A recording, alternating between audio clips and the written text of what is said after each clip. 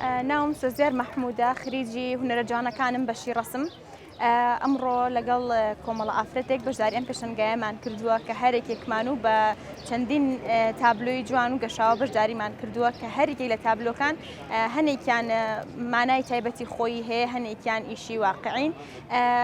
کردنەوەی ئەم پێشەنگایانە بۆ ئێمەی وێنەکێش بە تایبەت ئێمەی ئافرەت لە شاری هەڵەبجە سوودێکی زۆری هەیە.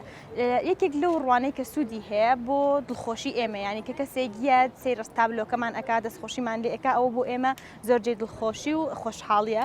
لەلایەکی تریشەوە وەکو کڕین و فرۆشتنی تابلۆ کەمێک لە شاری ئێمە زۆر نییە و باویش نییە، چونکە هەندێک لە تابلۆکان یعنی تایبەتە بە وێنەکێشەکە خۆی یەک دانە هەیە لەو تابلۆیە، بۆیە ئەگەری هەیە وێنەکێشەکە نرخێک بڵێ کە تۆزێک گرانتر بێ لە ئەوانەی کە کۆپی بازاڕن، بۆیە کڕین و فرۆشتنی تابلۆی تایبەت تۆزێک زەحمەتە، بەڵام زۆرجێ دڵخۆشی و دەستخۆشی لە هەمووی لایەکەکەم و دەستان خۆش بێت.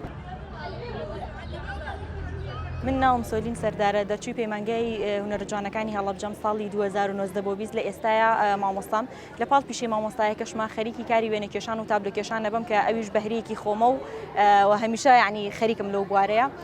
ئێستاش لەم پێشانگایە بەشداریمان کردووە کە لە چەند خانمێک پێکاتوە و لێرە بۆ نمایشکردنی تابلۆکانمان، و گرنگی ئەم جۆرە پێشانگایانە زۆر گرنگە بۆ ئێمە، گرنگێکی خۆی هەیە لەبەر ئەوەی ئێمە بەردەوام خەریکی ئیشکردنین و هێز و توانای خۆمان لە تابلۆکانمانە بەکارهێنین و پێمان خۆشە ئەو توانایی خۆمان کە لە تابلۆکانە بەکارێنین بیخینە بەرچاوی بینەران و هەستیش ئەکەین، یعنی بینەر زیاتر تێئەگات لە کاری تابلۆیی، لە هەر شوێنێک کارێکی تابلۆیی ببینێت بە نرخوەک و بە جوانی و بە بەهایەکەوە سەیریەکات، چونکە ئەوە دەست و پەنجەی کەسێکە و لەگەڵ یاهیلاک بوو هێز و توانای خۆیەتی.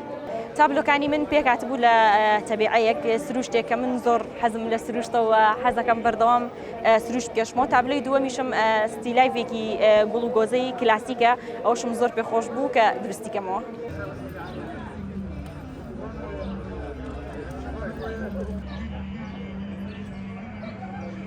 Nasıl tamam mı? Suzan'ın köyü